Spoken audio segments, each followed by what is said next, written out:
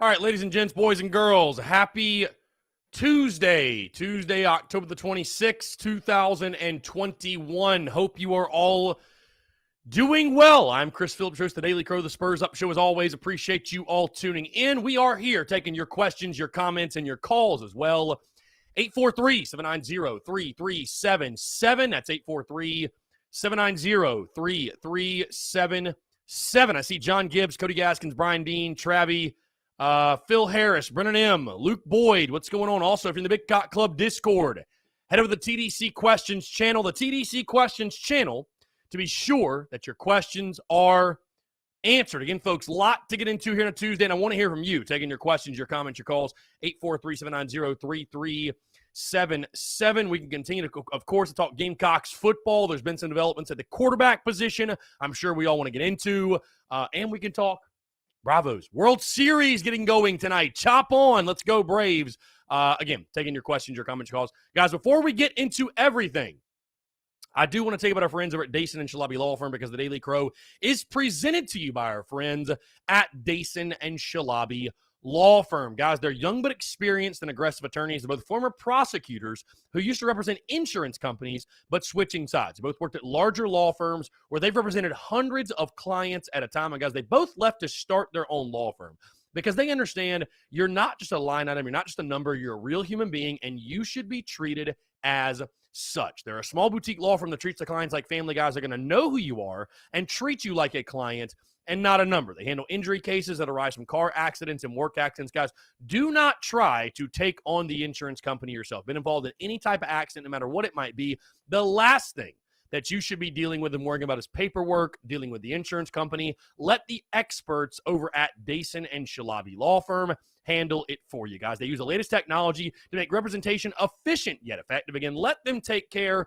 of everything for you. You don't even pay them unless they recover money for you. Rami's in Columbia, Curtis in Charleston. They handle cases statewide. They also offer virtual or in-person consultations at no charge. Guys, give them a call today in Columbia, 803-973-0304, or in their Somerville location, 843-388-3368. Or, of course, guys, your one-stop shop, their website, dsinjurylaw.com. That is dsinjurylaw.com for more information. Again, guys, it's our friends over at Dason and Shalabi Law Firm. Be sure to check them out and tell them that Chris from the Spurs Up Show sent you. What's going on? 843-790-3377. That's 843-790-3377. Brennan M. says, putting it out there, may or may not sleep during this. I've only gotten 5 hours of sleep the past month. It feels like, hey, you need a nap, Brennan, just take it. Need a nap, take it. Why not?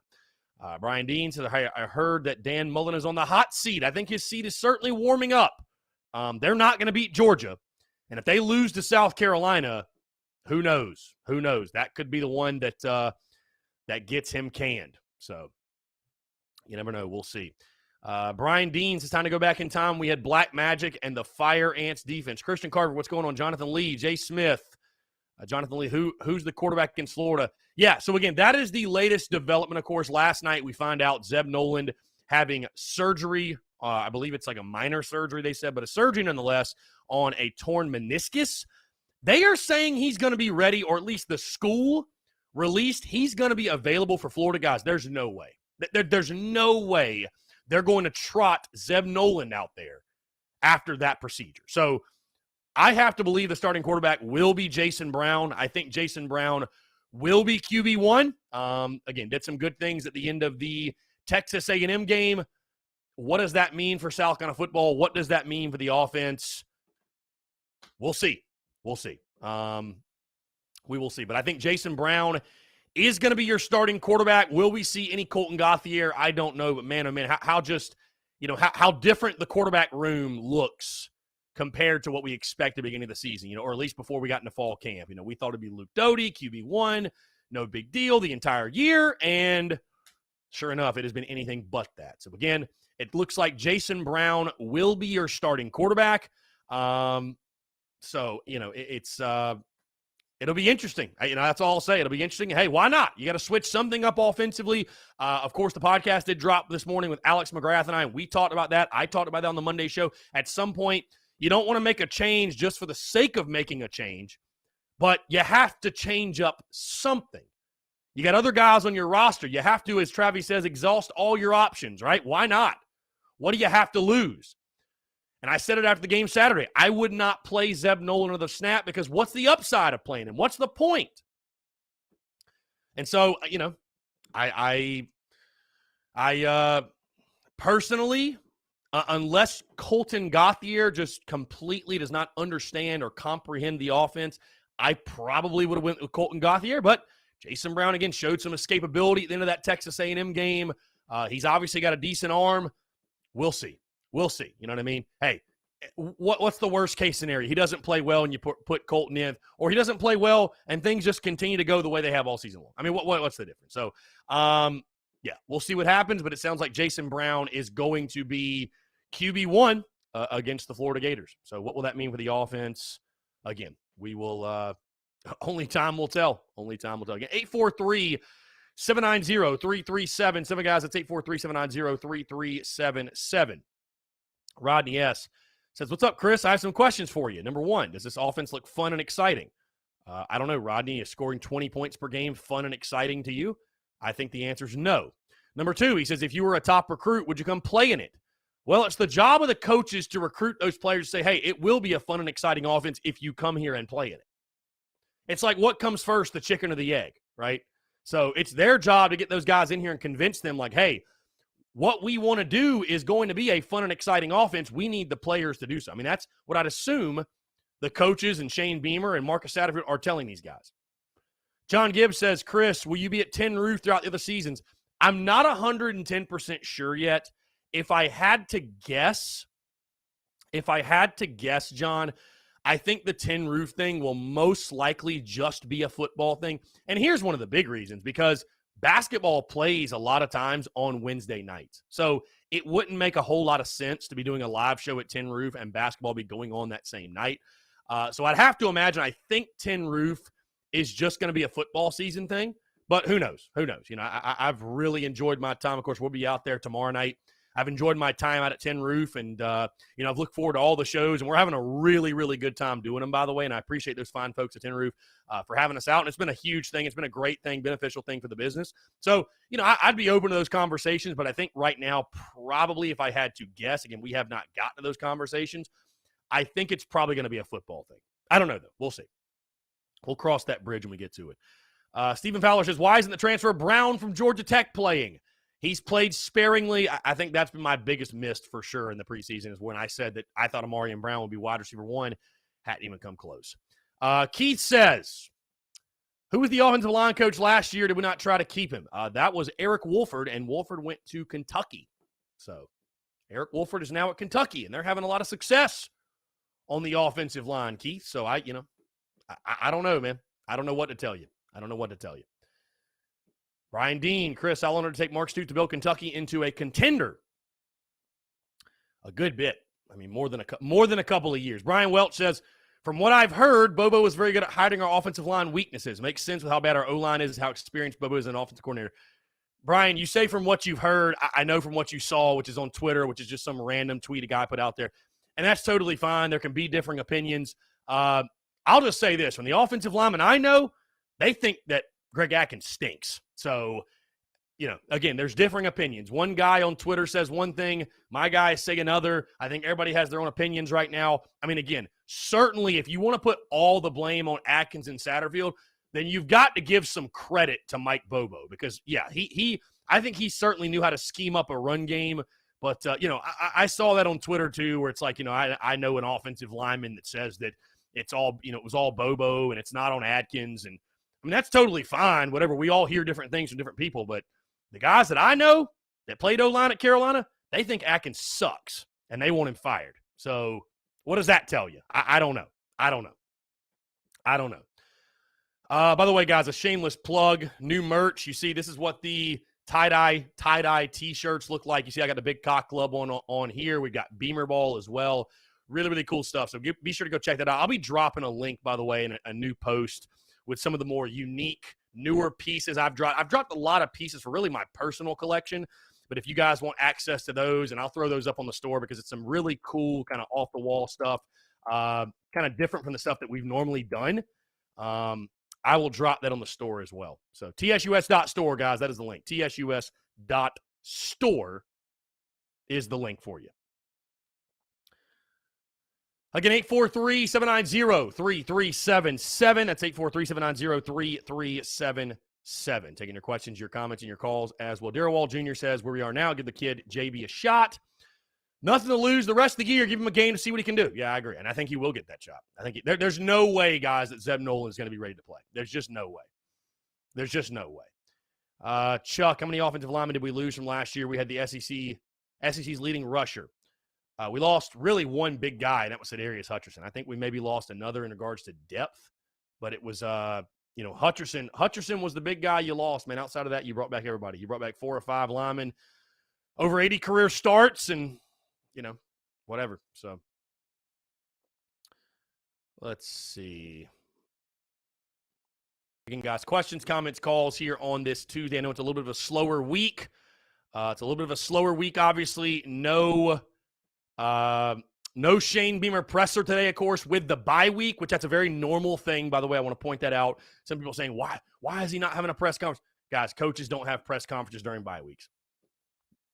Coaches don't have pressers during bye week. So no Shane Beamer presser today. So just taking your questions, your comments, and everything else.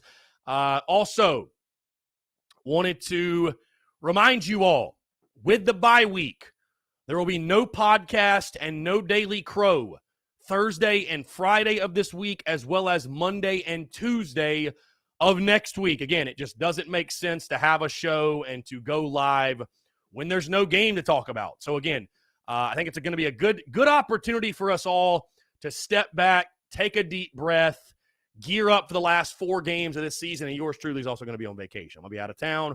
We're going down to the beautiful city of Orlando, Florida. Going to ride some roller coasters and hang out and just kick it and have a good time. So again, no podcast, no Daily Crow Thursday, Friday, Monday, Tuesday. But you guys know I'll be making content, and we'll be, we're not going to be falling off the map or anything. So you guys know the drill at this point. You guys know I can't go that long without making any content at all. But no podcast, no Daily Crow, Thursday, Friday, and then Monday, Tuesday. Let's see. Greg Riley, if Virginia Tech fires their head coach, do you think Beamer leaves for Vatek? No, I do not. And I saw the article. I think Beamer wants to create his own legacy. I don't think he wants to have to coach in the shadow of his old man. And how could you blame him? I mean, that'd be such a tough job. Dude, that'd be a tougher job for him than South Carolina's going to be. No question. Because you go to Virginia Tech, you will forever be compared to your father. And again, do I know Shane Beamer personally? No. But I'd have to imagine he doesn't want to live in that shadow of his dad. He wants to, create his own legacy at his own place. So, yes, Brian, Shane is on the recruiting trail the next 3 days. Indeed. Yep, indeed. Yep, that's where we need to be. Spam call. Got to love it. Got to love the spam coming in on a Tuesday. Again, Tuesday, October the 26th, 2021. I'll ask you guys, what are your plans during the bye week? Will you watch football? Will you watch football during the bye week? Or will you get away from it and kind of detach and do something else? I will be watching the World Series, most certainly. Maybe catch some Georgia, Florida again. I'm going to be in Orlando, though, guys. So football is going to be kind of just secondary, whatever. Like, it is what it is. Well, oh, well. Keith, should Satterfield change his offense? Spurrier did it when he came here. Keith, we should do whatever and make whatever adjustments we need to make to score points. I mean, I know that sounds simple, but that's what we should do. Bottom line. So, my guy Uric tuned in. What's up, Uric? He says the boys got him stressed out. Yeah, I think that's how everybody's feeling right now. Again, this bye week is going to be a great opportunity for this football team, this coaching staff, this fan base as well, though, to take a step back, detach, take a deep breath, and just kind of reset, if you will. Also happened yesterday, of course, we talked about it, but 7:30 kickoff on the SEC network for the Florida game. 7:30 kickoff on the SEC network for Florida. Again, those who I saw, which it was very minimal, by the way. Let's not act like it was some great number or anything, but those complaining about a night game, you're insane. The TSUS tailgate will be freaking lit. I absolutely cannot wait for that. Going to be a really, really good time. Of course, we're going to be out at Seawells, spots 93 to 96, guys. Going to be a really, really, really good time. Going to be a really good time. So looking forward to it. Looking forward to it. I am very excited for a night game. Extremely excited for a night game. So let's see.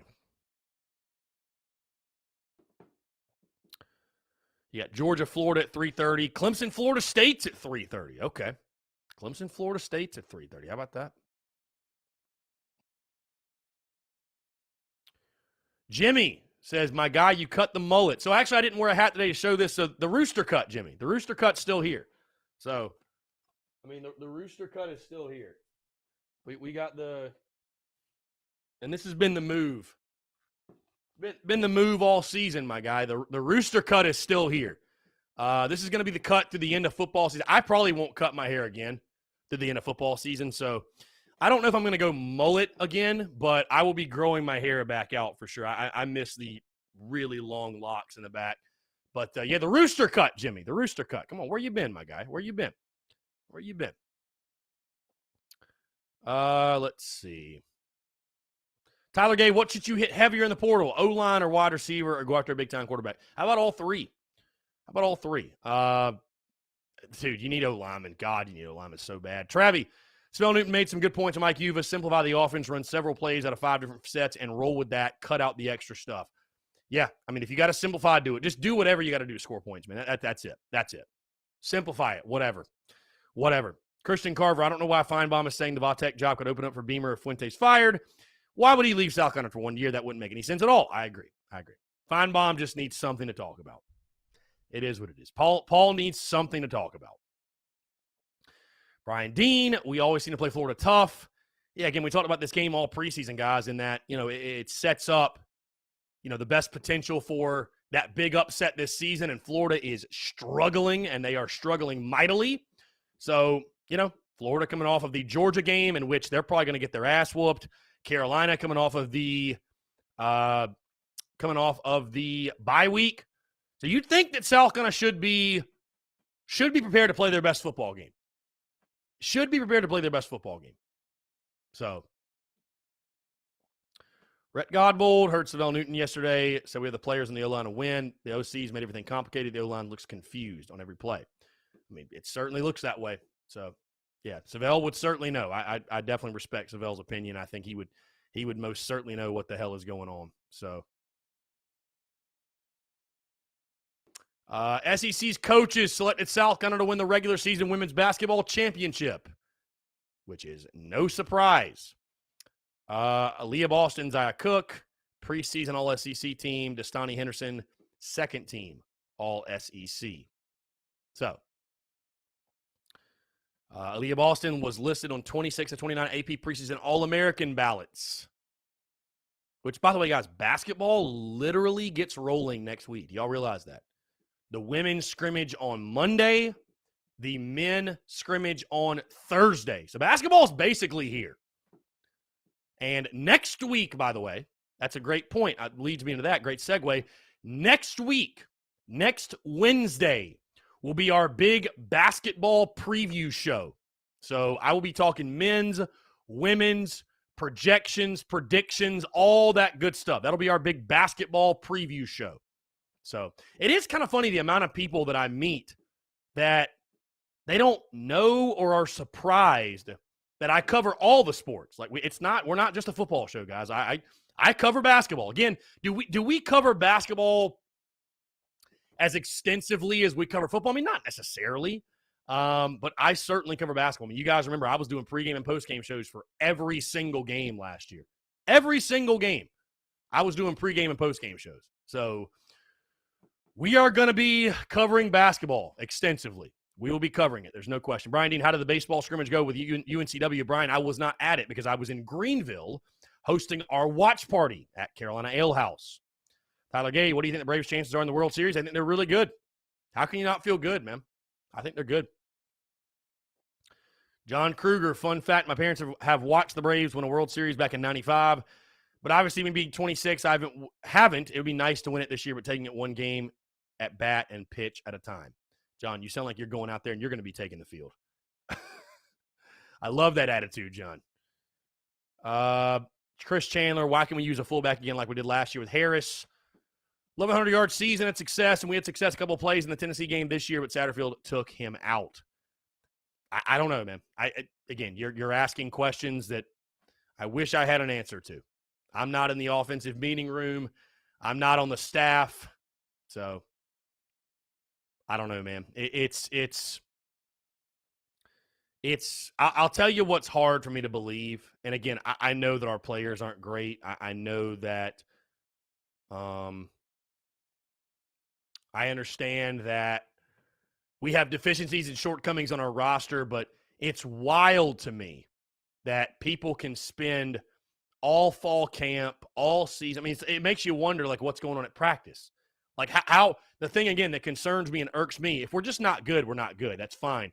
But when you go out there and it's week 8 and it looks like it's week 1 and you're just making the wildest mistakes, that is just – it's like it's kind of baffling. You know, it's hard to comprehend. You know what I mean? It's hard to comprehend. So I don't know, man. I don't know. It's hard to fathom in different ways. It is hard to fathom. There's no question. It's hard to fathom. So Brian Dean says Frank Martin's team is huge, big, and deep. I see them in finishing second or third. Brian, I'll be honest with you, man. I'm excited for basketball. I'm intrigued by basketball. I am not getting my expectations very high for basketball. I've been burned the last like 3 or 4 years. I think literally like the last 3 years, I've picked this team to make the tournament because you feel like every year it's like, man, this is the best team since the Final Four run. This is the best team since the Final Four run. I'm keeping my expectations very low this year until I'm proven otherwise. There's nothing that tells me that it's not just a, you know, it's not just a typical Frank Martin season, you know, lose a couple of dumb games in non-conference, go 500 in SEC play, and miss out on the tournament. I just, you know what I mean? I just don't. What tells you it's going to be anything different than that, right?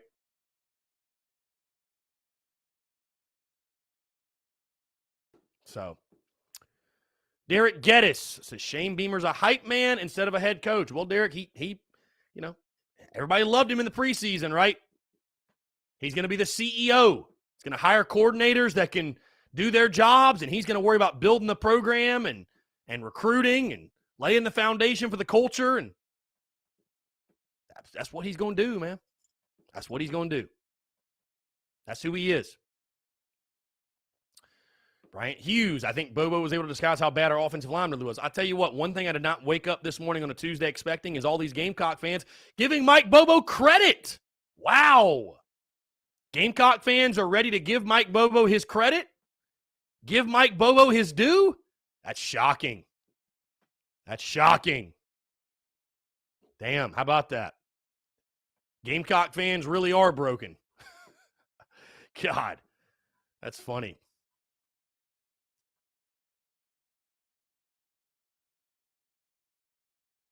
Bryant Hughes says the Clemsuck shirt was a hit in Ocean Lakes this past weekend.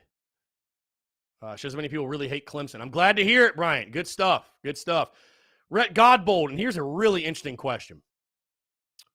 How many wins does Frank Martin need to keep his job? And I hate talking about coaches' job status before the season even starts. But, you know, we said after last year, hey, year 10 of Frank Martin, does he not need to make the tournament? Does he not need to make the tournament? You know, I mean, I don't, you know, I don't really want to be the leader of another fire coach train. I really don't, guys. Again, I'm always going to call things the way I see it. But yeah, selfishly, I don't want to do that again. I don't. It's not the most fun thing in the world. But I guess the question goes back to, what are the expectations for South Carolina basketball? Are they to make the tournament? And are they to make the tournament? Yes or no? Because here's the thing, and I sort of feel for Frank Martin in this regard, because I know Frank loves to bring up time and time again, hey, this is how many games we've won in the SEC. We have the best 10-year run. We finished here. That's all fine and dandy. But the reality is this, and Frank Martin must understand this. If you don't make the tournament, fans don't give a shit. We don't give a damn. I don't give a damn how many SEC games you've won. You haven't made the tournament. That like, literally, guys, when you think about it, like in college basketball, that's like really all that matters. How many conference games you win, like none of that matters. So if you don't make the tournament, you didn't do anything to fans. You didn't. So, on the other hand, I like Frank Martin. Are you going to get anybody better? My question more so revolves around this. Does South Carolina really care about basketball? I don't know that it does. I don't know. I think we care about women's basketball, obviously. Do we really care about men's basketball? Like, as an administration, as a program, do we really care? I mean, is basketball really a priority for the University of South Carolina? Because I'd argue baseball is a bigger deal. I'd argue baseball is a bigger sport. I think baseball is the number 2 sport at South Carolina.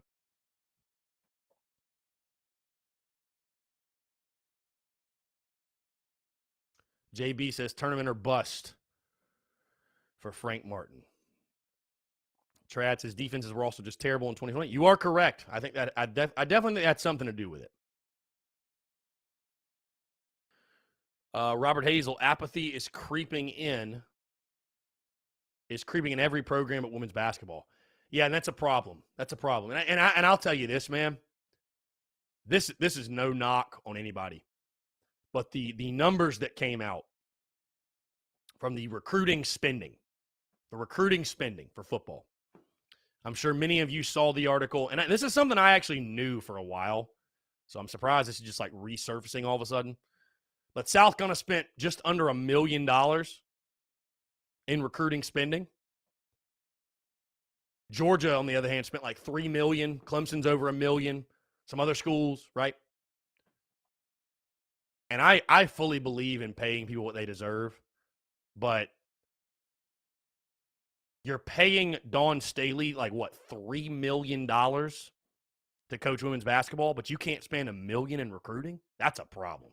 That is not saying that Dawn should not be getting every penny she's getting, but damn it, there's got to be some money for football, because football is what moves the needle. Football is what makes the money. Football is the revenue generator, and football is what people care about at the end of the day. So you're going to pay Dawn Staley. I'm all for that, but we better be spending money on football and recruiting as well, because it's no – hey, Georgia's spending $3 million in recruiting. They're recruiting top 5 classes every year, and they're one of the best teams in college football. That shit matters. That matters. And you can kick, scream, fuss, whatever. Again, I'm not saying anybody shouldn't be getting paid, but football is what moves the needle, man. If you're going to spend it, let's spend it all across. Make sure football is getting it. Make sure you're spending it on football, too.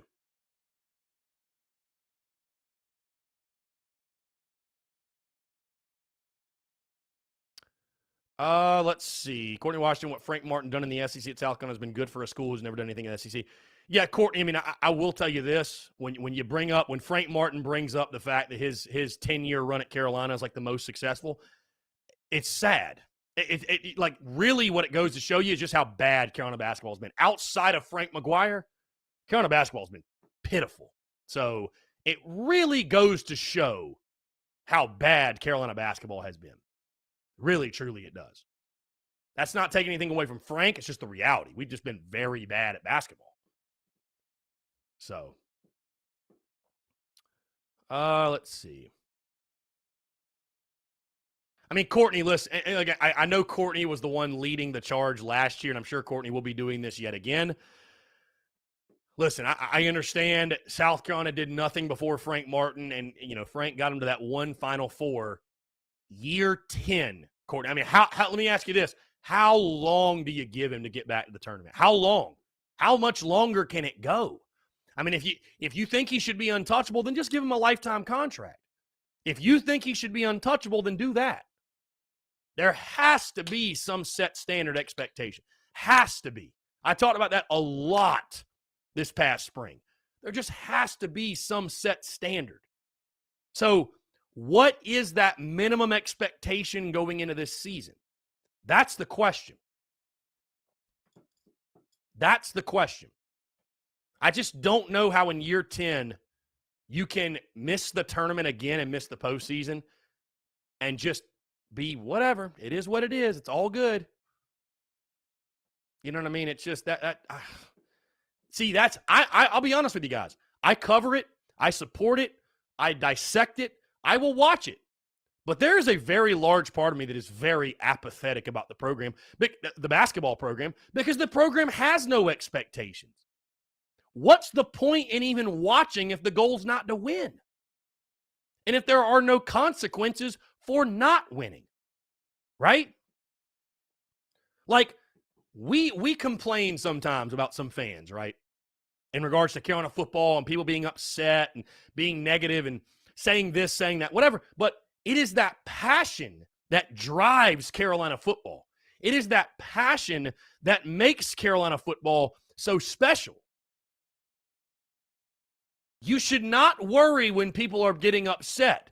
You should worry when people stop caring.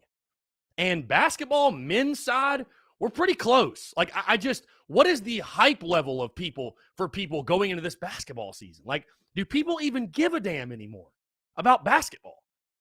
Because to me, maybe it's just me, basketball is by far the least hyped sport at Carolina, especially on the men's side.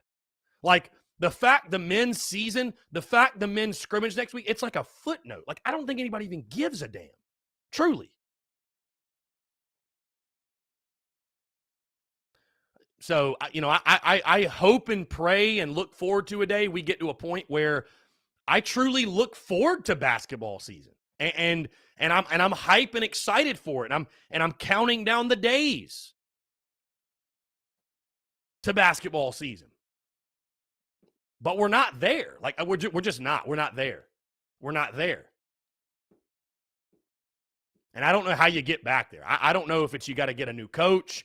I don't know if you continue to let Martin build and just hope and pray it just turns around on its own. Because, again, I know we all remember the Final Four run and how special that was and how great that was and how electric that was. I do think Gamecock fans love their basketball. I think what Gamecock fans love more than anything is a winner. So if they've got a team that's worth a damn that's going to get to the tournament, they'll show up. I mean, look at women's basketball, guys. Look at women's basketball. They've sold out season tickets for the entire lower bowl. That's insane. There are other schools that can't get 100 people to show up to watch women's basketball. We're selling out an arena. So fans will show if you win. There is no question.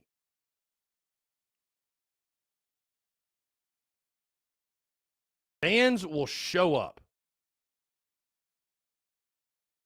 John Arthur says this isn't football. You can get there in 2 years with the right guy. Look at Bama with Nate Oates. Young guys just don't want to play for Martin, and he's had plenty of opportunities. I mean, that's a fair criticism. That's fair. He's not the easiest guy to play for. Crazy. We're actually talking a lot of basketball here Tuesday. I like this. This is cool. No, Savannah, women's basketball will be fine. They'll probably win every single game they have.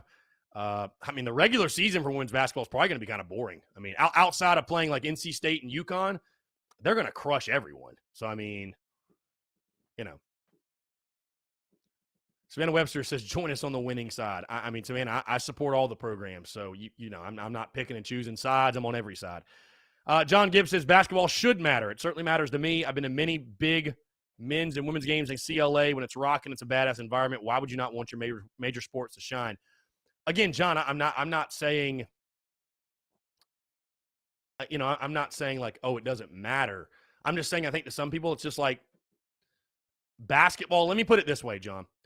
We're not good enough for the common fan. And when I say the common fan, right, I'm talking about your normal, goes to work Monday through Friday, maybe has a wife, maybe has kids, family, has hobbies, has priorities outside of just the Gamecocks, right? So the common fan is limited in resources and time, right? We all are. We all are. But the common fan, there's some people that are going to show up no matter what. Those are the diehards. And many of you that tune in, you are the diehards, which is great. Every school has them. Every school needs them. And I'd say South Carolina has them more than any. The diehards that will show up, show out, support their school no matter what. But I'm talking the common fan, because the common fan makes up a lot of the fan base. The common fan. The team's just not good enough for the common fan to give a damn, for the common fan to want to invest their time and their resources. Football's different, right? You only get 12 of them. And it's a big party, and people want to come out and tailgate and watch no matter the record. At least that's normally how it is. Hell, now it's, I don't even know. I don't know if people want to do that for football. But basketball especially, man, like last year, I know it was a COVID year. We can make every excuse in the book, whatever. But fans checked out. I mean, and I don't blame them. I don't blame them. Fans checked out. Football is a sport where you get unconditional loyalty. Baseball and basketball, you have to put a product on the floor and on the field. Hey, call it for what it is. If women's basketball for some reason went down the drain, nobody would show up. Nobody would watch. Nobody would care. Call it for what it is. Call it for what it is. So that's just the realities of basketball and baseball. And that's at every SEC school, guys, outside of like Kentucky. If Alabama went down the tube again in men's basketball, they wouldn't give a damn. Alabama's not a freaking basketball school. They're a football school. And that's not a bad thing. It's just the reality. It's just the reality. JP says, back to the football side, we will lose to Florida by 21. Brendan M in the TDC Questions channel says, Carolina Band is performing at the SC State Marching Band Championships this weekend at Spring Valley High School. Sperminator says, I'm as tired of this Final Four shit as I was of Muschamp's 3-year record. Yeah. At some point, you got to stop bringing up the Final Four run, right? Brian Dean says, I remember being at USC versus Kentucky when Devin Downey went off. Well, Kentucky. Yeah. Yeah. I remember that as well. I wasn't there, but I remember it. John Gibbs, just to clarify, I was speaking on the university's perspective. I know you care and are a basketball fan. Yeah, I mean, I'm just a Gamecock fan, man. I'm a Gamecock, and I refuse to be, there's some out there that only focus on football, really. I just refuse to be so narrow. I want to cover it all, right? And there's no way you can run a business around the Gamecocks covering this one sport, in my opinion. I mean, I guess if I was a crazy diehard recruiting guy, but guys, we have 5 shows per week until the end of baseball season. There's no way I could do 5 shows per week just covering football. So I look forward to it. I enjoy it. I enjoy watching the games. I enjoy covering basketball. Of course, baseball, and you guys know I'm a baseball guy. But I enjoy covering basketball. I really do. I really do. I really enjoy covering basketball. I love Carolina basketball. I'll be honest with you. I'm not a big basketball guy. I'm not a big basketball guy like outside of USC. But I do enjoy watching and covering USC basketball. I do. Christopher Miller says, I feel like the plan by Carolina Athletics is just to accept that Frank Martin's the best we're going to get and just let him stay here for the next 10 years until he retires, resigns, and hope for another tournament run at some point. I love Ray Tanner and what he did for Carolina baseball, but we need a change at athletic director. I don't think Ray Tanner is going to be AD much longer. I don't know why he even wants to do it at this point, man. It's like, bro, your legacy's cemented. Why do you even want to subject yourself to this BS? Christian Carver, South Carolina is a women's basketball school. Maybe we should just, you know what I might do? The new merch. I might make new merch that just says women's basketball school on it. I mean, why not? Just women's basketball school, like on a garnet shirt. Why not? I mean, hell, y'all want to embrace it? Let's go ahead. Courtney Washington says, real Gamecock fans wouldn't be on Frank's case if they have actually been watching Carolina basketball. I can tell, Courtney, it's going to be another year with you. We're going to go back and forth, back and forth. Again, I like Frank. I think he's a good basketball coach. The question is not, is he a good basketball coach? The man knows basketball. The question is, does his style still work? That's the question. Because he's not the easiest guy to play for. That's a fact. That's not an opinion. That's a fact. He is not everybody's cup of tea. Why do you think we've had so many guys transfer? Not everybody wants to play for a mean cuss like Frank. And it's okay, but it is what it is. So it's already hard. You know, if you think it's hard to recruit to Carolina football, Carolina basketball, good Lord. So, very tough. Very tough. Again, guys, 843-790-3377. Talking a lot of basketball here on a Tuesday. I love this. Bye week. Fans are like, hey, let's talk basketball. Why not, guys? We're continuing to take your questions, your comments, your calls. 843-790-3377. That is 843-790-3377. I want to continue to hear from you on the other side of the break, guys. Again, we got a packed show on a Tuesday. We're rocking. We're rolling. Great day to have a day and a great night for the Bravos to go up 1-0 in the World Series. Guys, again, your questions, your comments, your calls, and more on the other side. You're tuned in to the Daily Crow.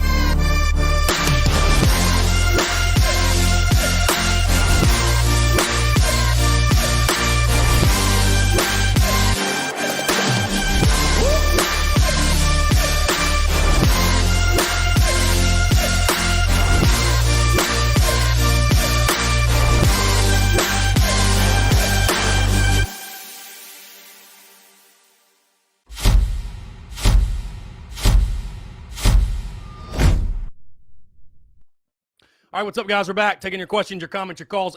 843-790-3377.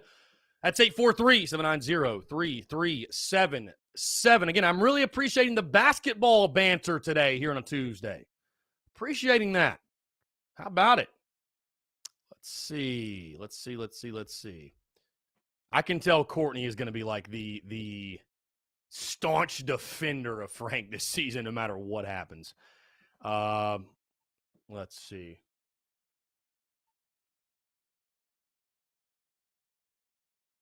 Courtney Washington, I've been watching current basketball since I was a kid. We just had one of the best 6-year runs in our school history.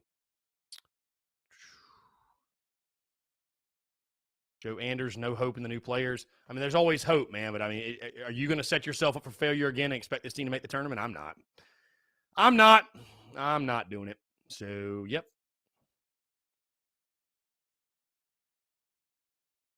Aaron Thompson, I'm thinking Frank has gotten rid of the problems that cause an obvious disconnect between lots of talented players from the team last year. I think they can be very competitive.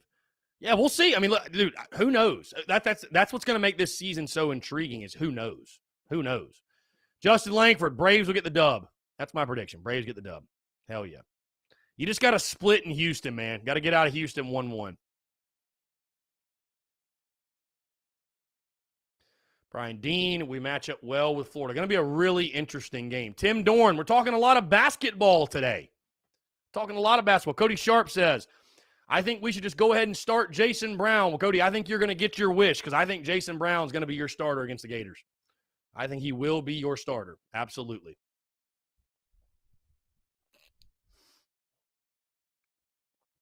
Justin, what's going on? Appreciate you tuning in, my friend. Tim Dorn says Frank sucks. He should have been fired the last season. There's some people that thought that, actually. I'm glad we didn't let him go after the COVID season. I'm excited to give him an opportunity to redeem himself, for this basketball team to redeem themselves, and to make something happen this season. So, Justin, I will say he did bring in a few more perimeter shooters. Tells me he's planning on stretching the floor more. Maybe he will change his approach. Yeah, maybe, man. Again, I just the last 3 seasons I picked this team to make the tournament. I'm not setting myself up for failure again. I'm just not doing it, man. And the schedule's tough. I mean, I think the schedule. I mean, do we think the schedule's easy? I think the schedule's pretty tough. The non-conference, got to play Georgetown, got to play Florida State. You know, you scrimmage or exhibition Benedict next Thursday. Then that following Tuesday, you have USC Upstate in your first official game. Then you got the Asheville Championship against Princeton and then either Western Kentucky or Minnesota. Then you got UAB at home, Wofford at home, which won't be an easy game, Rider at home. You've then got Coastal Carolina on the road, which will be really interesting. You've got Georgetown at home on a Sunday afternoon. Then the following week, you've got Florida State, which will be in Rock Hill on ESPN2. That'd actually be pretty fun to go to. I might actually travel to that. That'd be fun. That'd be fun to go to. You got Florida State, though, in Rock Hill. You got Allen at home. Then you're at Clemson, an 8 p.m. tip at their place, by the way. You've then got Army at home, okay, December the 22nd, which I will not be at that game because I will be out of town, I believe. You've then the 29th got South Carolina State at home. And that's your non-conference. Then you get an SEC play. So, which will be, looks like Tuesday, Saturday, every week except for 2 weeks. There's a Wednesday, Saturday. Which, again, I love because it's content bleeding out the eyeballs, folks. Content bleeding out the eyeballs. Let's see. Go Cox and Braves, indeed, my friend. Justin, 0% chance Beamer goes to Virginia Tech. 0. Don't let that keep you up at night. Don't let that keep you up at night. Xavier Myers, keys to victory against Florida. We'll talk about that next week, Xavier. We'll talk about that next week. And we got a long way to go till we play Florida. Another week and a half. I mean, the obvious things, you got to score points. It'll all come down to offense, Xavier. It'll all come down to offense. John Gibbs, going to try to not sound like a broken record, but especially in basketball, we got to have someone who not only is a Gamecock fan, but someone who loves Columbia. Again, we have great arenas and facilities, so we have what we need to succeed. I think South Carolina definitely can succeed. Why can't they? Why can't they? John Arthur, this at one point was an embarrassing basketball conference aside from UK, and now we're getting 8 to 10 SEC teams making the tournament. If you can't be a top 10 team in this conference, you need to go. Twan Love Kicks. Chris, what up? Say we get rid of Atkins. Do we lose the 3 O-linemen in our current recruiting class? How loyal are they to Greg Atkins? I don't know. That's a great question. I don't know. I mean, I guess that'd be the risk you take. So, Justin Martin, Chris, I'm so tired of the South Carolina men's sports mediocrity. It's time to make a change in the athletics department. Enough is enough. Yeah, it's frustrating. I think baseball had a fine season this past year, and I think they're primed for a good season. I know we didn't make Omaha, and it's been a while since South Carolina's made Omaha, and that's the goal. But I don't think baseball. I'm not worried about baseball being on some like negative trajectory and needing a coaching change anytime soon. But as a whole, and I hear you, man. I hear you. Coach Ford says, wanting to be a Gamecock has squat to do with it. You'll only be successful in basketball at USC if you're connected and active in the AAU community and all that entails. That certainly is a big thing.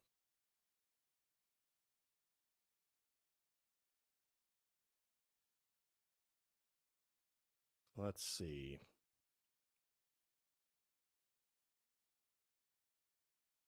Tim Dorn says Astros taking it for. Tim, you're just a hater, bro. Tim Dorn is just such a hater. Tim, what did the Braves ever do to you? Like, don't make me go pull out my pipe down slapdick T-shirt, Tim, just for you. Because I will do it. One of these days I'll be rocking it. Just for Tim Dorn and Coach Ford. Tim Dorn and Coach Ford both. Justin said 64 teams go to the dance. Going every 2 years should be our goal. I mean, dude, I think it's realistic to expect every 3 to 4 years this team make the tournament. I mean, because again, I'm not trying to make light. I'm not trying to make light of anything, but man, like 64 teams go, man.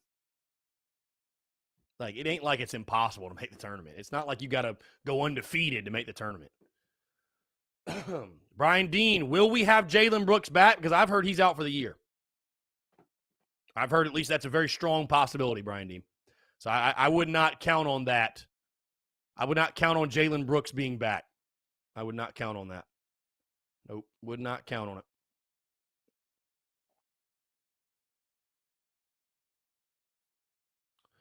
Eric Fryer lost the World Series after being up 2-0 and up by 6 runs in the third game with our ace closer, Mark Wohlers, on the mound. That's what they did to me.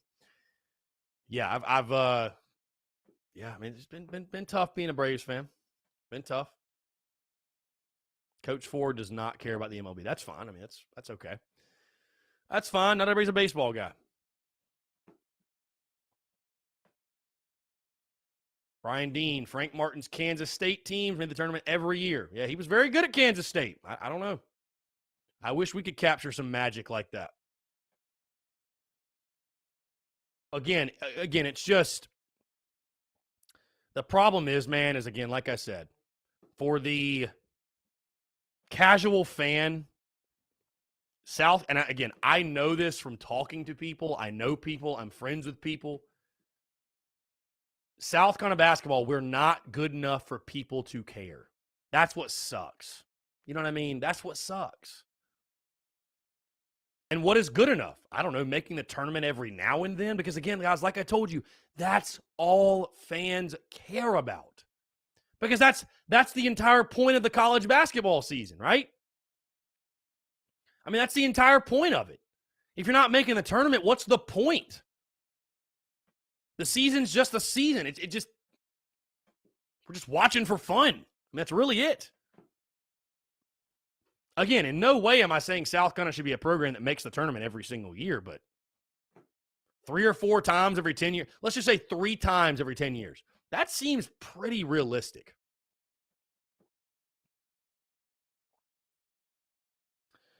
We got a text here. Let's see. We got a text here that says, Chris, I can't continue to watch the chat when Courtney says that it doesn't matter who the basketball coach is at South Carolina, and the results will be the same no matter who has the job. You can't be serious. Somebody disagrees with Courtney. Somebody disagrees. The beauty's in the banter.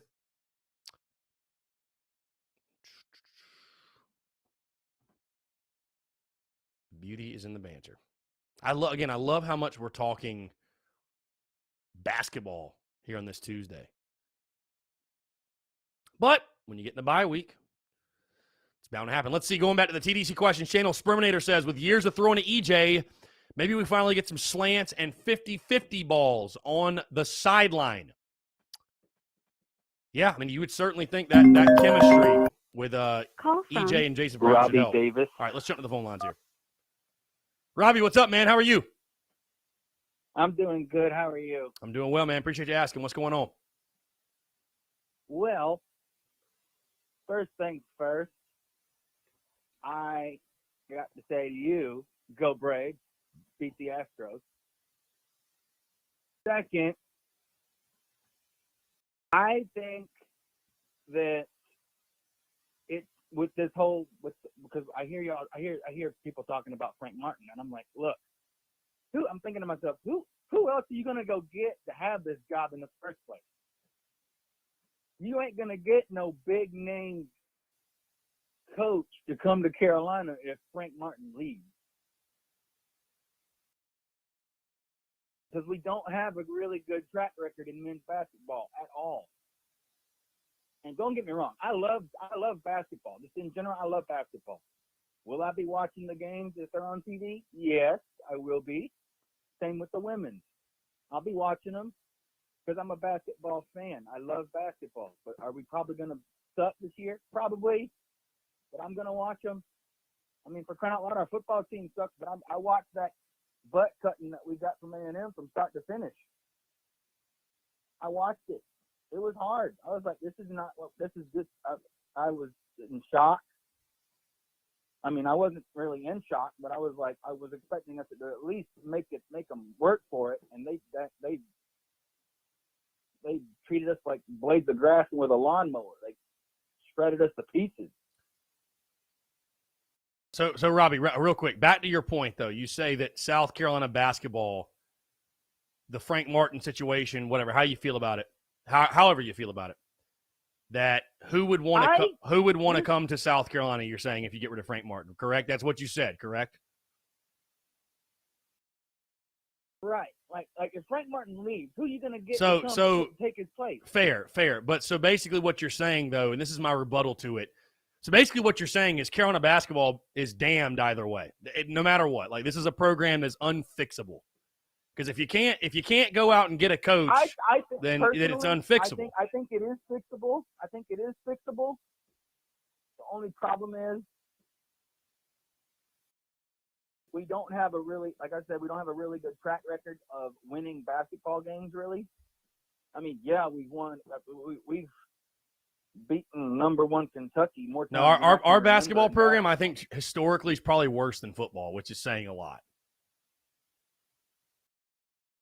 Yeah, and it's just like, it's crazy, but it's the truth.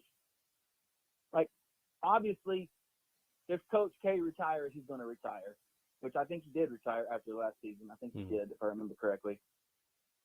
So he's obviously out the picture. He's not going to want to come and coach Carolina. I mean,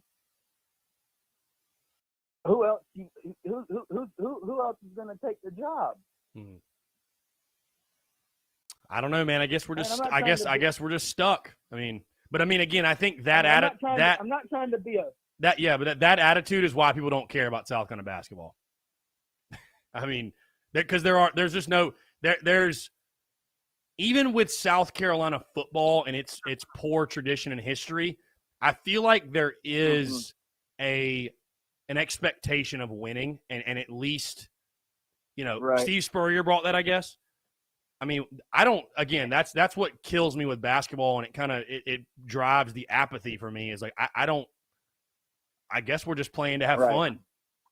I guess I almost feel like Gamecock fans at this point are watching the games because they just feel like, well, if I'm a real Gamecock fan, I'll watch.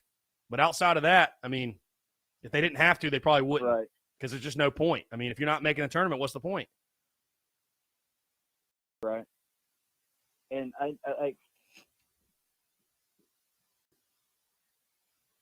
I just don't know what else to say. I'm just being honest with you. Yeah, You know what I mean? No, I appreciate it. I'm just giving you the other side. I'm giving you the other side of it. I understand. I understand. But like I said, who else are you gonna get to have this job? Nobody. So you're until otherwise, yeah, or possibly forever, we're stuck with Frank Martin. Do I like the guy as a man? Absolutely. But for some reason, he's gone off the deep end on being a great coach. And by the way, I like Frank too, and I do agree with you in a degree. Like, I don't know if you're going to get someone better. I will say though, my good friend Cox by 90, he's a fire Frank Martin guy. He was a fire Frank Martin guy at the end of last year. I don't know if people know that, but he's a fire Frank Martin guy. And his reasoning was this, which he made a good point. He was like, hey, that optimism and that hope and that energy you feel bringing in Shane Beamer? He's like, you can have that also in basketball if you're willing to make a move. So I get what he's saying. And maybe it's someone obviously that doesn't have the track record of Frank Martin. Maybe it's someone that's unproven, but maybe you can go out and find a similar guy for Carolina basketball that loves the program and maybe cut his teeth here, or maybe, just find a similar fit. Yeah, like kind of find the Beamer for the men's basketball team, kind of is the way he was putting it. Mm-hmm. Find your basketball version of Shane Beamer. Right. Someone who wants to be there, wants to turn the program around, and prove that you can win at South Carolina. But here's another thing, too, is you got to get the talent. Yeah, that too. I mean, that's with any sport. If you don't have the talent, you're probably not going to win in the first place anyway, no matter how good the coach is.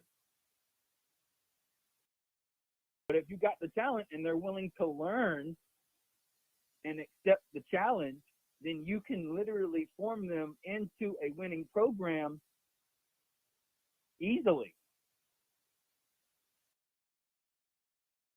Does that make sense? Mm-hmm. Oh, yeah. Yeah, makes total sense.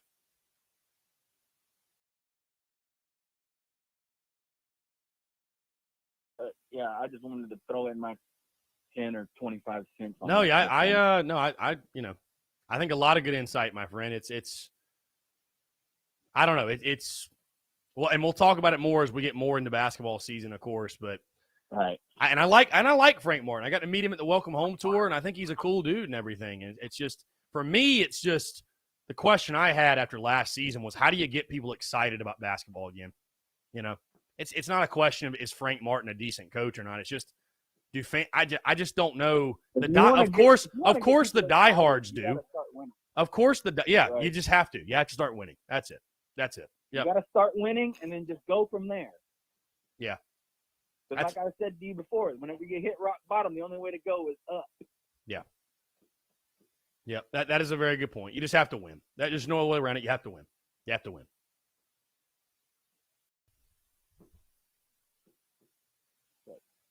Yeah, yeah, you just got to win. And if you and sometimes you're the bug and sometimes you're the windshield. Yeah. You build it, they will come. Dawn Staley's proof. You build it, they will come. So. Yeah. And I was like I've told you before, whenever I heard Dawn Staley was hired, I was like, oh boy, this is going to be great. Because I knew about her history. I was like, this is going to be great. She's going to turn us into a women's basketball powerhouse. And she did it in no time. It didn't take her long at all to turn us into a powerhouse. Like, I don't even remember the last time I watched the Carolina women's game and I thought, we could lose. Yeah. except against No, UConn and she's done Stanford. it. That's about it. Yeah, she's done a hell of a job, man. There's no other way to put it. She's done a hell of a job. Done a hell of a job. All right, man. You have a good one, okay? All right, Robbie. Okay? Appreciate you, my man. Thank you so much. 843-790-3377. Crow and K-Man of the TDC Questions channel says, can you believe that Colonel Zell will be available for the Florida game after surgery to repair a torn meniscus? Doesn't sound like a good idea. Crow and K-Man, he ain't going to be ready to go. He ain't going to be ready to go. No, he's not. I know they said that. He's not. He's not.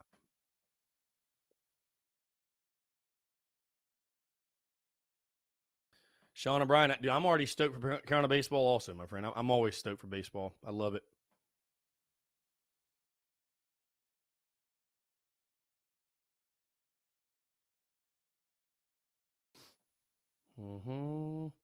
Tim Fulbright says this BS about coaches not wanting to come to Carolina. The only reason there's any truth to this is they may know the board of trustees and administration probably will not give them what they need to be successful. Other than that, there's no reason. The facilities and fan base is in place.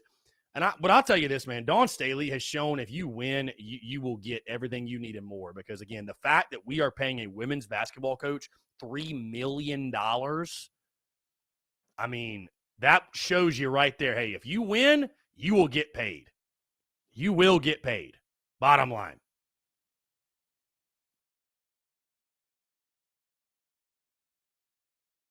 So I'll ask you guys this question. Do you feel that Frank Martin is on the hot seat going into the season? Is Frank Martin on the hot seat? Yes or no?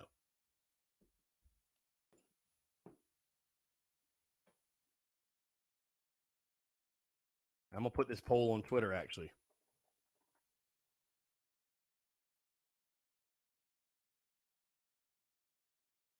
Because I'm very curious to see what Gamecock Nation thinks. Aaron Thompson said, you win, you sell seats. Carter Bingham, his pants are on fire. Courtney Watch says, kinda. Justin says that he should be. I don't know. I don't know that I don't know if he is or not. I don't know. It's kind of tough to say. I don't know that he is or not.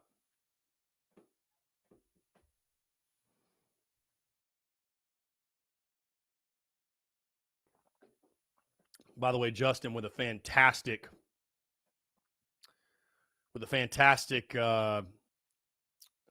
comment here. He says if frogs had wings, they wouldn't bump their asses when they hop. That being said, cut the shit and face the facts. We paid $2.8 million for a mediocre product. He should be. All right, let's go back to the phone lines here. Call from Dalton. Dalton, what's up, man? How are you? Hey, man. How's it going on a Tuesday? I'm doing well, man. Appreciate you asking. What's up? Nothing much. I just wanted to call and sort of talk about Carolina baseball because baseball is the second, the program that I follow the second most, aside from our football program. I probably follow baseball more than I follow football just because it's my favorite sport. But my question about the baseball program basically is, I know that our pitching this year is going to be elite. Probably it's going to be a top 10 pitching staff in the SEC, hopefully. And as we all know, the SEC dominates baseball. All the best teams play in the SEC. But the question I have is, from what you've seen at the scrimmages, do you think our hitters are ready to tackle the SEC talent that they're going to be facing? I feel like, maybe one of the things that sort of had people thrown off was the fact that there wasn't as many fans of the games this last season because of the COVID restrictions. But I'm thinking, if we have a packed ballpark on a Friday night against Vanderbilt, against Ole Miss, and we get the energy going, then if our hitters can lock it in at the plate, we'll have a great season, maybe have a chance to go to Omaha. Yeah, I mean, I'd say if this first things first, I think the lineup's going to be a lot better. I really like some of the new guys, Madden and Belk, coming from Vatech and Mizzou, respectively. I think they're going to be big-time additions for you. I think the lineup's going to be a lot more athletic. I think we're going to I think you're going to see Carolina get away from the whole gorilla ball approach, just trying to hit the home run. I think we'll be much, much better at the plate. I'll tell you this, man. I like the pitching. I think the starting rotation, obviously, with Sanders and Bosnick leading the way, I feel really good about that. I'm just really intrigued and curious to see how the back end of the bullpen plays out, how that shapes out. I mean, again, it's so early right now, man. I mean, you're in fall intersquads, and roles are to be determined. Roles are to be determined. So that's what those guys are fighting for right now, and you kind of earn those spots through the fall and through the early spring, and it's just finding those guys. We certainly have the talent. The kid from, I forget his name, the App State transfer, he's really impressed me on the mound. But I feel good about this ball club. I mean, I think this ball club, realistic expectations, I think getting to a super regional, I think that's fair. Certainly, if you host a regional again, you've got to win your own regional. But I'll tell you, man, it's crazy how going year to year, just year to year, how much different a roster looks. And that's certainly the way this South Carolina roster is going to look. There's going to be a lot of guys playing that people are not familiar with, but there's also going to be some familiar faces back, especially in that lineup. I think Eister leading the way, Braylon Wimmer, Josiah Seitler. Those will be guys you lean on. How much of the field does Jack Mahoney see? Of course, he's not going to pitch this spring, but I think you could see him in the field. I think catcher is going to be a really interesting position. Is it going to be Colin Burgess? Is somebody else going to step up? I know Burgess has been dealing with a little bit of an injury. Yeah, so I will tell you this, though. I think the lineup, the hitting, it's going to be much better. We're not going to be nearly as reliant solely on the home run. I think you're going to see the average shoot up significantly, and we're going to have as much speed and athleticism in the lineup as we've had in quite a while. So, yeah, I'm bullish, man. I'm optimistic about this Gamecocks team for sure, and I think that's going to help defensively, having speed and having athletes. So, I think the biggest thing that was just a problem for the Gamecocks last year as far as baseball goes is just that they, like you were saying, they always relied on the extra base hit and the home run and the gigantic hits. In the SEC, unless you have an elite lineup, which most teams don't really have, because most of the elite prospects go to the minor leagues for, to develop instead of to college. Most of the pitching prospects go to college to develop rather than the minors. But so the biggest thing I think is that in the game of college baseball, different from the game of Major League Baseball, is that you have to rely more on playing station to station. You have to rely more on bunting, on hitting those infield singles and running them out. You have to rely on stealing, stack flies, all that kind of stuff. And whenever we would get guys on base last year, it never really felt like we could put together that sequence just to get the guy from station to station and get him home. Because those big hits are great when you can find them, but if in an SEC offense, every pitching, like every arm that an SEC team has, especially the Vandy's, the Ole Misses, the Arkansas, they are elite. You got to be able to string together some productive outs and some infield singles and everything like that. And I just didn't see that the team last year was able to do that. Yeah, we just weren't productive enough, and situational hitting was an issue. And again, productivity is a very neglected and underrated aspect of being a baseball player these days. It's in the culture of baseball. It's not just a South Carolina thing where guys want to hit the 500-foot home run. They want to throw 100 miles an hour. They're worried about exit velo and spin rate and launch angle and all that. But, yeah, like you're saying, man, when you're in the grind of an SEC season and you're trying to win as many SEC games as you can, making productive outs, bunting, just being a productive ball player, that's something you have to do. You know what I mean? And you're facing the elite arms of the SEC. The reality is this, guys want to be Giancarlo Stanton or Freddie Freeman or, Joey Gallo. It's like, you're not, you know what I mean? So you need to focus on being the most productive ball player you can possibly be. So I think we'll go a lot more towards that. I think just the overall athleticism of the ball club, and from the things I've heard from behind closed doors in regards to the new staff we've hired, that's much more of a focus now. So I do have to believe that we will move much much more towards that direction in regards to being a productive ball club at the plate, because you have to. You just have to, like you mentioned, man. I like that they brought in Scott. I like that they brought in Scott Wingo. Obviously, he's a legend in South Carolina baseball. He was one of the biggest pieces on our 2 back-to-back World Series winning teams back in 2010 and 2011. So I think the fact that you have Scott Wingo in the building, who knows about what Carolina baseball can be and how you make it to Omaha and how you win it at Omaha, is a good thing. I think our pitchers are really good. Again, maybe they're not as good as Vanderbilt's pitchers or Mississippi State's pitchers right now, but I definitely think our bullpen is one of the stronger bullpens in the SEC. And I think that if we can cut down on some of the walks, then we'll definitely be looking good to make it to the very least of finals of a super regional. And then after that, who knows what happens, you know? Yeah. No, I definitely think our pitching will be good enough and give us a chance yet again to be very successful. I no doubt. So it all comes down at the plate and hitting. And, I'd expect a big jump, a major improvement there for sure. So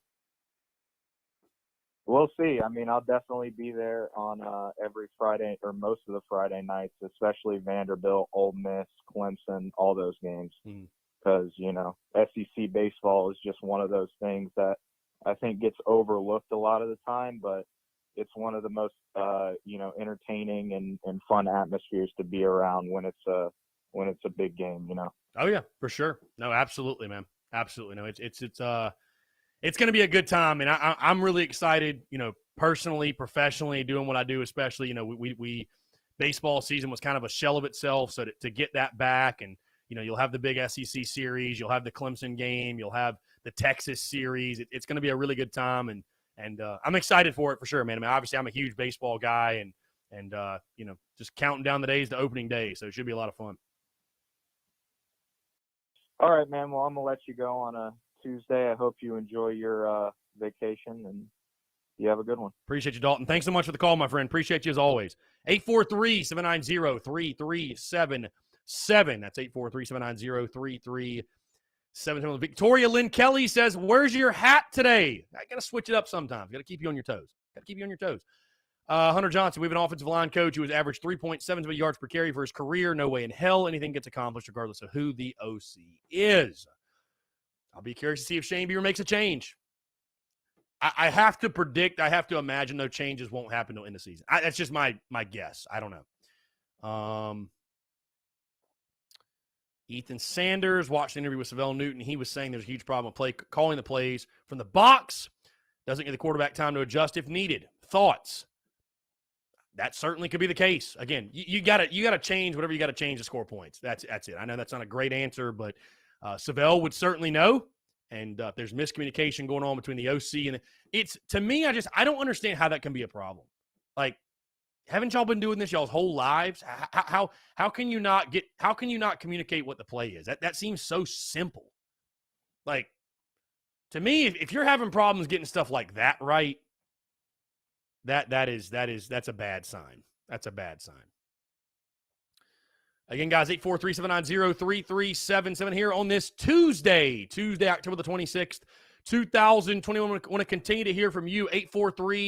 843-790-3377. That's 843-790-3377. We can talk Gamecocks football, basketball, a lot of basketball banter today on a Tuesday. Love to see that. All that, guys, your questions, your comments, your more on the other side of the break. You're tuned in to the Daily Crow.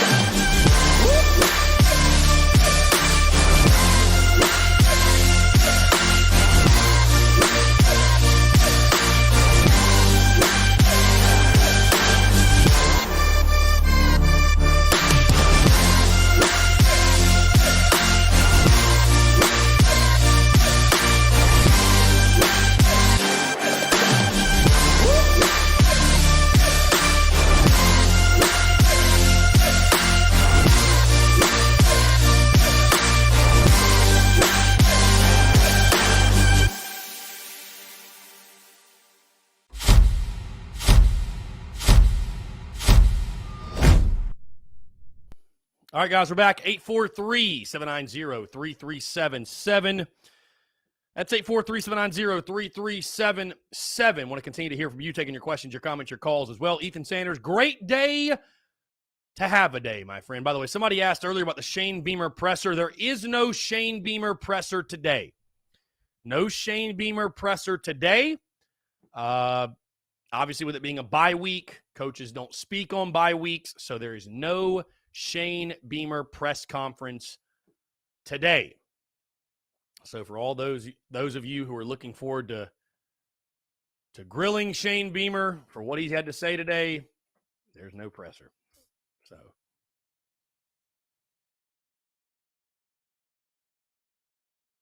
let's see.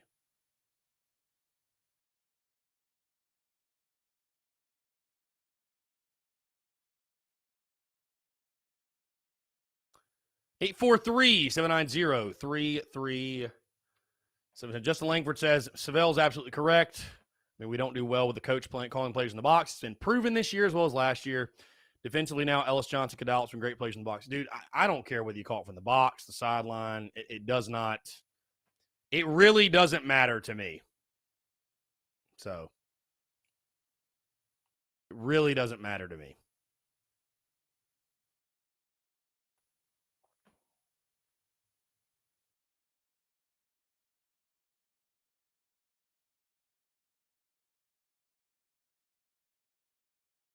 Let's see. Again, guys, questions, comments, calls. Quick reminder, by the way, tomorrow we will be live out at Tin Roof 5 to 7. We'll be live at Tin Roof. Looking forward to getting back out there. Taking your questions, your comments, your calls. Going to be kicking it, just having a good time at the bar. Going to be really, really fun stuff. So, Tin Roof in the Vista, 5 to 7. Would love to see you guys out there. Dusty Rhodes says, any more info on what's going on with Jalen Brooks? Personal reasons, I'll be honest with you, Dusty Rhodes, I would not expect him back this season from what I've heard. So, from what I've heard, I would not expect him back this season. So, don't shoot the messenger. That's just what I've heard. So, just what I've heard. So, is what it is, man. It's crazy. All the things that happen during a season. Absolutely wild.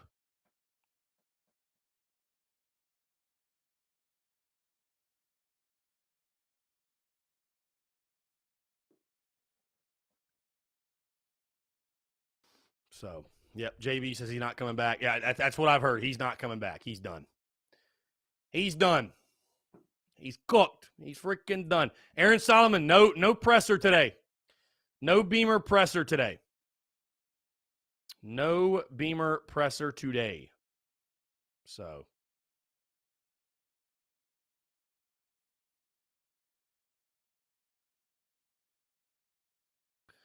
Aaliyah Boston, AP preseason All-American honors. How about that? Unanimous first-team All-American last season. So, yeah, women's basketball is just going to crush like always. Dawn Staley has built a monster.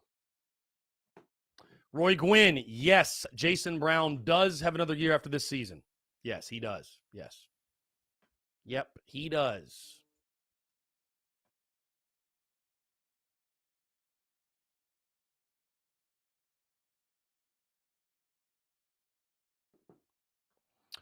Justin Langford, Zeb's going to have meniscus surgery and be back next week. That's too fast recovery time from a surgery like that. Justin, he won't be back. I don't know why they said that. I think they just want to make Florida account for him or prepare.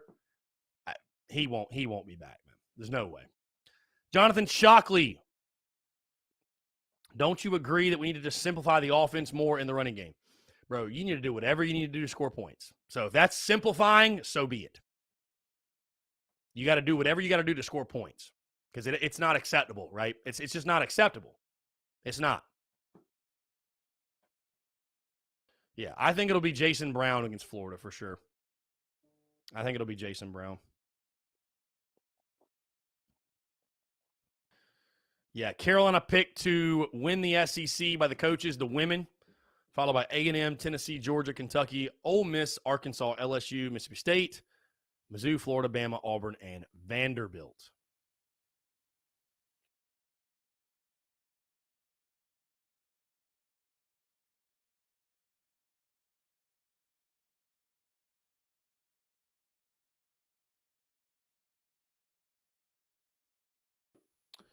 Let's see. Roy Gwynn, hope he proves me right and goes out there and gives us a pulse.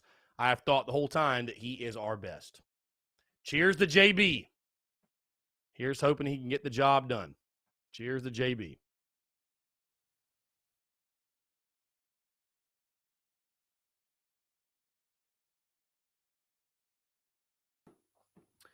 Again, guys, 843-790-3377. That's 843-790-3377. Brennan M says, remember Carolina calls tomorrow night with Demo. Brennan, is that really a thing? I did not know that. Really? Carolina calls is going on tomorrow night? I did not know that. I did not know that at all. What an interesting Carolina calls that will be.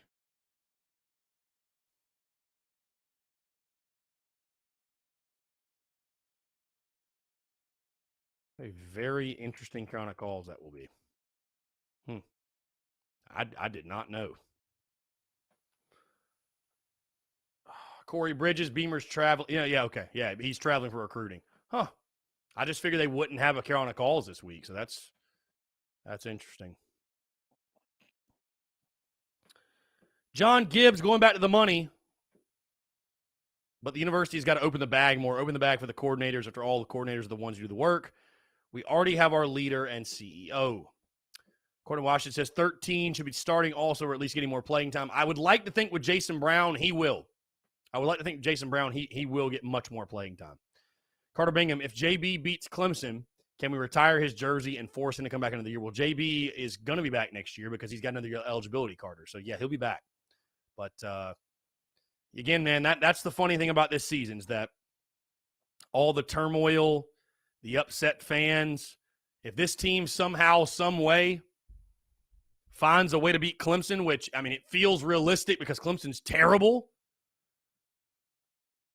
If they find a way to do that, all the past sins and transgressions of this season will be forgiven. It won't even matter. Jonathan Shockley says, what's our chances of going bowling? I wouldn't say incredibly high. I mean, it's hard for me to come on here and tell you they're high after getting beat 44-14. So this team's got to really regroup, fix a lot of things, a lot of issues, a lot of deficiencies over the bye week, heal up. You know, who are you going to beat? I mean, I think your two most likely, obviously, are Mizzou and Clemson. Those are your two most likely. So those are the two most likely for sure.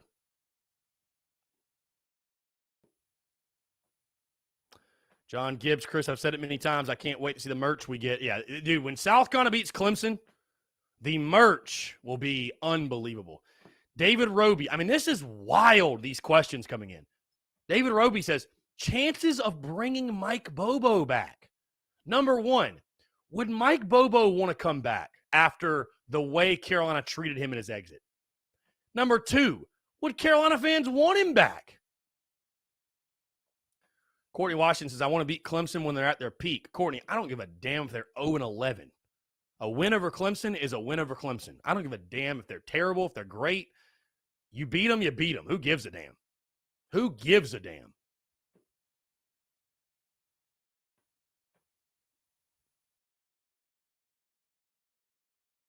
I hope Clemson doesn't win another freaking game.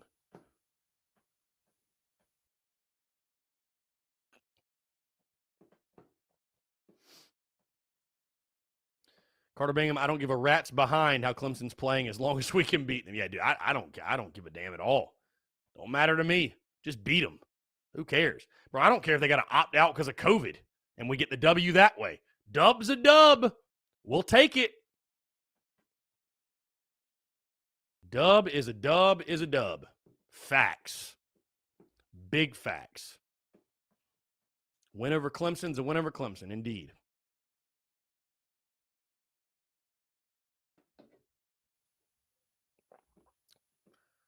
Let's see.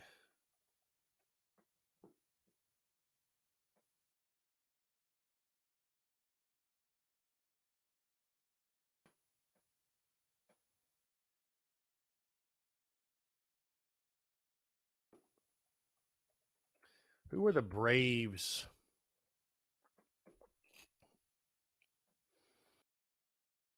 Let's see. Who are the Braves starting tonight? Charlie Morton? Is that it?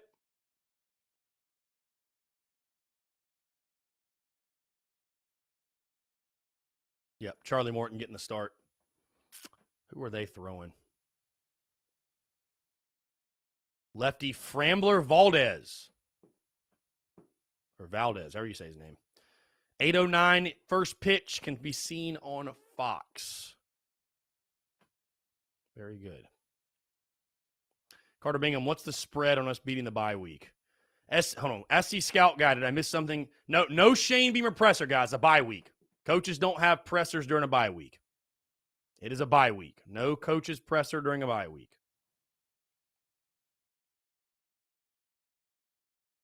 Nope. No coaches presser during a bye week.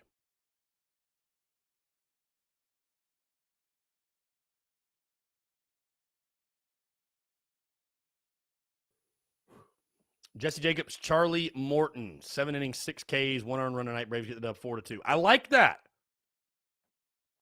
Cody Gaskins, Braves in 6. That's what I'm going with. Braves in 6. I think they'll get the job done. I think the Bravos get the job done, Cody. Just kind of feels like they're the team of destiny. You know what I mean? Kind of feels like they're that team. So we'll see. At some point, the cruelty has to end for Atlanta fans, right? Like at some point, an Atlanta team has got to come through, right? I mean, you'd certainly think so. You'd certainly think so.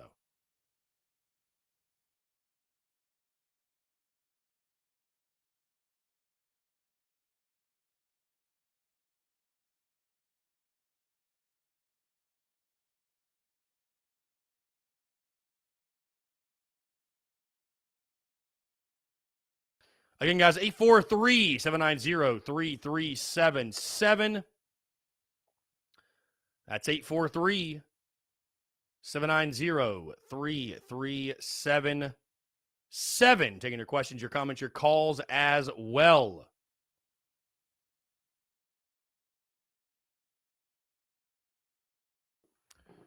Let's see.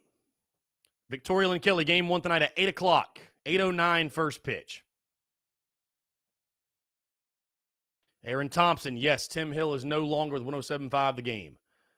That is a fact. Darrell Wall, wouldn't it be something if our game with Clem sucks for bowl eligibility for both teams and we somehow knock them out? Wow. Yeah, I mean, in a sick and twisted way, I hope we come into that game 5-6. I really do. Eric Fryer, fun little fact, Clemson tickets for the FSU game are as cheap as $17. Wow. Austin Greer just got a break from teaching. Guessing the Daily Crow hasn't been the happiest of all time. It's been all right, Austin. We've been talking a lot of basketball, believe it or not. Lots of basketball today, which is awesome, which is cool. Robbie Davis says his prediction, Braves 4, Astros 2. Love that. Jesse Jacobs says, as bad as Clemson's playing, am I wrong to say that we will still be 13 to 17-point underdogs in that game? Well, it depends on what happens between now and then, too. I mean, but Clemson will be the favorite. There's no question. Clemson will be the favorite, but it's going to be the most intriguing Carolina Clemson game in quite some time. I'm excited for it. I'm excited for it personally. Roy Gwynn, if we are 5-6 going into Clemson, I like our chances. If we somehow surprise one of the other home games, I really like our chances to get to 7-5. I'd be really happy, especially if we could add a bowl win on top. I think we should think about that. As bad as it is right now, we look much better at home. I just want to get to 6 wins. At this point, I just want to get to 5. I just want to win another game. I'd just love to see us win another game, personally. So. But 6-6 is still possible, man. That's very good perspective by you. 6-6 is still very possible. So.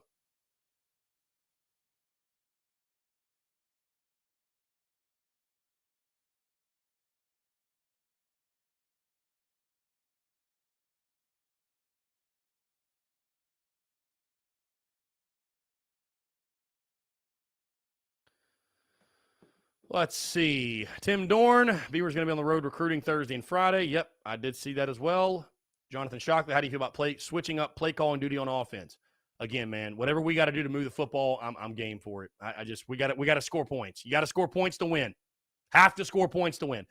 Carter Bingham, how is Clemson still in the top 10 in the FPI? Because the FPI is stupid.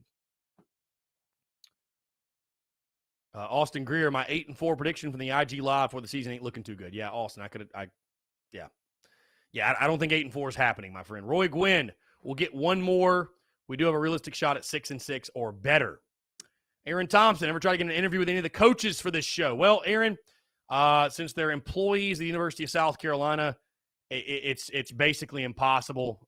They basically put a muzzle on the guys, and that they can't do any type of interviews or media availability that's not directly through the school or whatever. So Steve Fink really puts his lock and key on those guys. So it is what it is. It's all good. But long as Steve Fink is there, I don't think you're going to be seeing any currently employed coaches on the airwaves. But it is what it is. It's all good. So it is what it is. Let's see. Justin Davis. Need to put Jordan Birch on offense. Why not? Hey, try anything at this point. Try anything. Cody Gaskins, how about Wake Forest ranked 10th in the nation? Who would have thought? Yeah, it's insane. It's truly insane. Like, how did Wake Forest get so good at football? Somebody explain that to me. How did it happen? When did it happen? I don't understand it.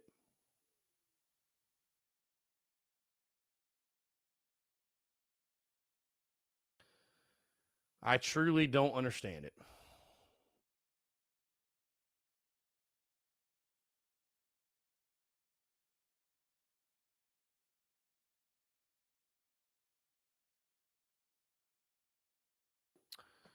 Let's see.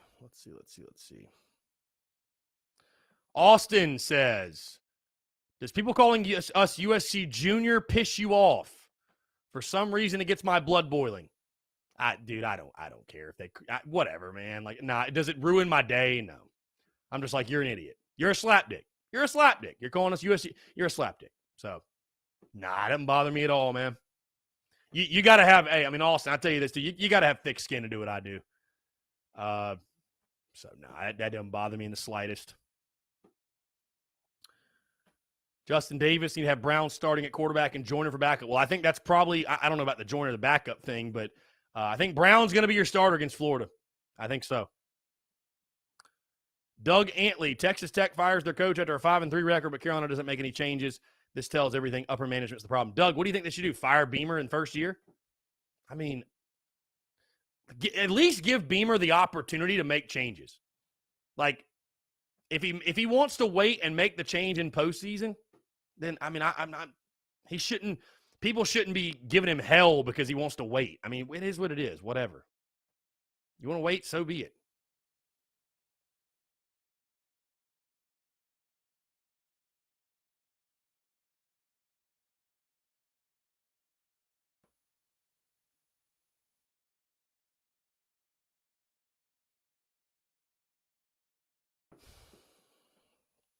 Again, 843-790-3377. That's 843-790-3377.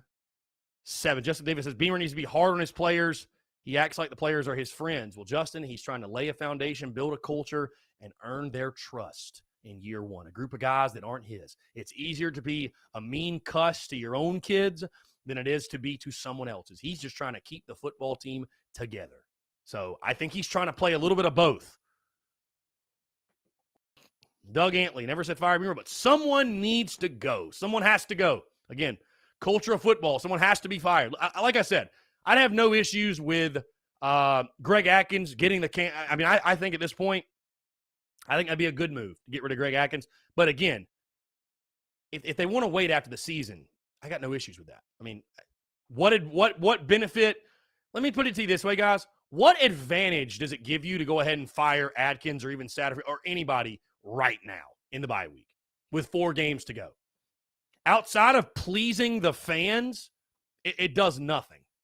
It really doesn't do much of anything. So, anyways, guys, 843-790-3377. That's 843-790-3377.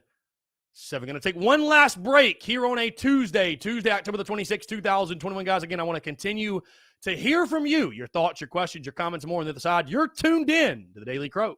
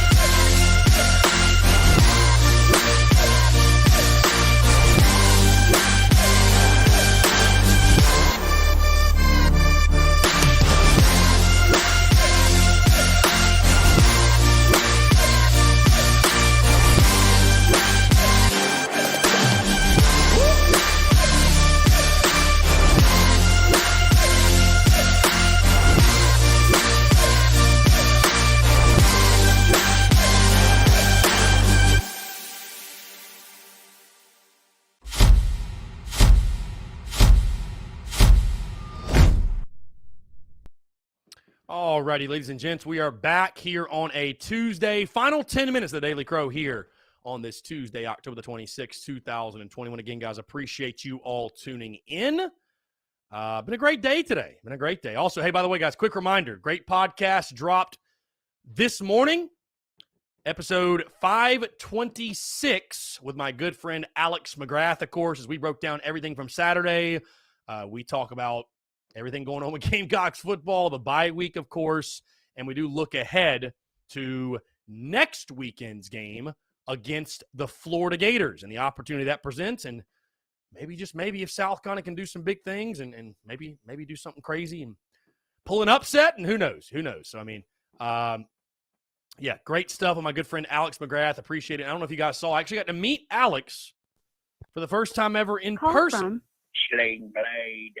We got Sling Blade on the line. Text, Here we go. press Let's 1. jump send to a this voicemail, call. This should be press fun. 2. Sling Blade, what's going on? You're back. What's going on, my man? How are you? Hello, Chris. It's been a while. I'm sorry.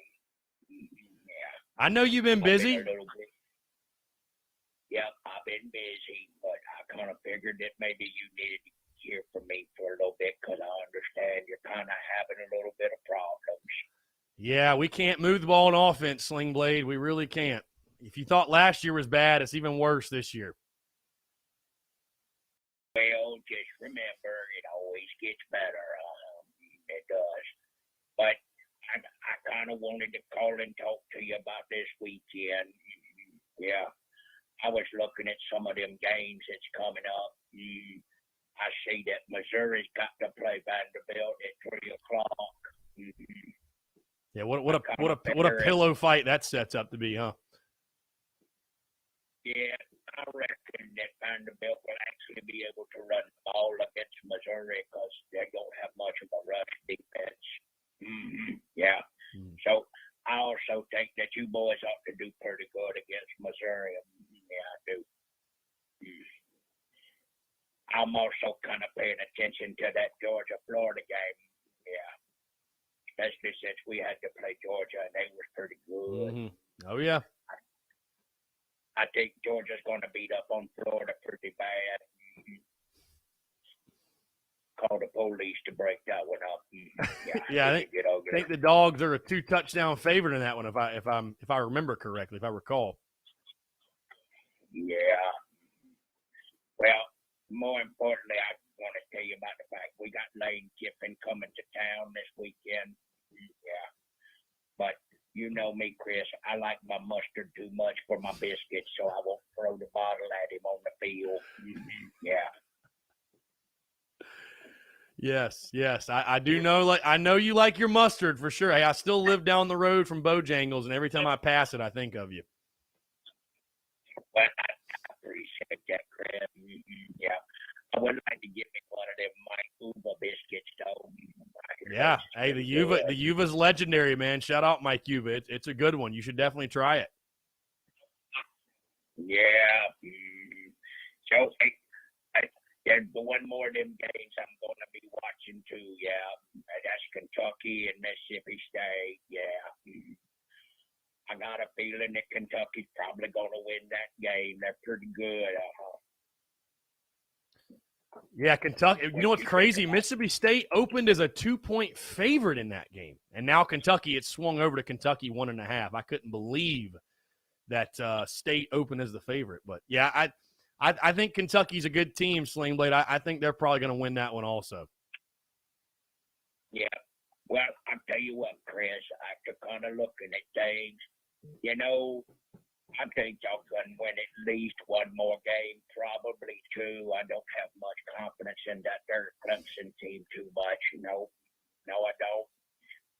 I did get a chance one time to stop at one of their Bojangles up there, but it was painted orange and purple. The biscuit was not too good neither. No, I doubt it. Not much things up in the upstate are good. So I wouldn't advise going up there for your food selections. I wouldn't advise going up there, Sling Blade, for sure. No, well, I was kind of hoping that after the season was over, maybe we could go do some fishing. Yeah, I'd love to. That's I think we could all use we could all use that break, if you will, after a long football season. So maybe we'll throw a line in the water or something. Okay, thank you, Chris. Y'all have a good day. It was good talking to you again. Sling Blade, it's always a pleasure, my friend. Call in more often. We love hearing from you. Great stuff. Great stuff. Always a pleasure when Sling Blade calls in. 843-790-3377. Always legendary stuff when Sling Blade graces the airwaves. Incredible. Incredible. How does anybody top that, right? As we have just a couple of minutes to go, how can anyone top that call? I don't know. Oh, man. Good stuff. Great Tuesday. I'll tell you this again. I'm really impressed with the amount of basketball talk we had. Really impressed. Quick reminder, guys. Of course, again, we will be live tomorrow. The podcast will drop. The Daily Crow. The podcast is going to be a little bit more brief probably than normally on Wednesdays because there is no best bet and there is no presser to talk about from today because, of course, no Shane Beamer presser. So I'll probably just give brief thoughts on Jason Brown, most likely being QB1, Zeb Nolan surgery, and then we will give our SEC gambling picks for the 4 SEC games, as you just heard Sling Blade mention and give his picks. I also will later in the week, though, I will give my prize pick selections, my favorite prize picks plays from this weekend. But again, tomorrow's podcast, you can expect going to be a little bit lighter of a show just because of the bye week and everything else. But we will be live tomorrow on the Daily Crow, noon to 2 as normal.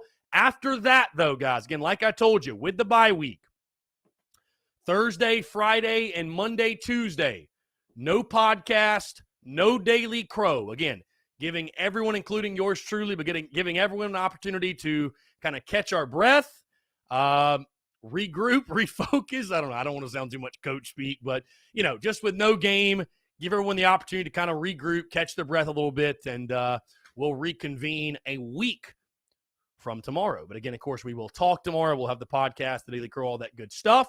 And I'll be excited to get back, man. I'm really looking forward to that Florida game. And that's going to be a big game, going to be a huge opportunity. And South Carolina is going to really need to put their best foot forward against Florida because, coming out of a bye week, you're coming out of a bye week. If you come out and look disoriented, disorganized, and just aloof, if you will, there's just going to be no excuse for that. You know what I mean? There's going to be no excuse after having that extra time to prepare. So, going to be a big game for South Carolina. And, of course, probably with Jason Brown, I believe, your starting quarterback. When that announcement's made official, who knows? I probably wouldn't expect to hear anything until next week when Beamer has his presser a week from today. I wouldn't expect to hear anything officially. But yeah, so again, guys, podcast, Daily Crow tomorrow, no show, no podcast, no Daily Crow Thursday, Friday, and then Monday, Tuesday. Yours truly will be out of town. We're going a little bit of a vacay, if you will. Still, of course, going to be creating content, so stay tuned to social media for all that. Also, we will be live tomorrow night at Tin Roof, taking your questions, your comments, kicking it at the bar. So again, come out to Tin Roof in the Vista, 5 to 7. Going to be a really, really good time. 5 to 7, we will be out there. Truly looking forward to it. The thing at Tin Roof, man, it's been a blast. So can't wait to do it yet again. Again, guys, we've hit 2 o'clock. Hey, appreciate you all tuning in, folks. Again, check out the podcast that dropped this morning, episode 526, with my good friend Alex McGrath, breaking down everything from over the weekend, looking ahead to the bye week, and, of course, next weekend's game against the Gators as well. Folks, appreciate you all tuning in. Have a great rest of your Tuesday. Chop on. Let's go Bravos. We'll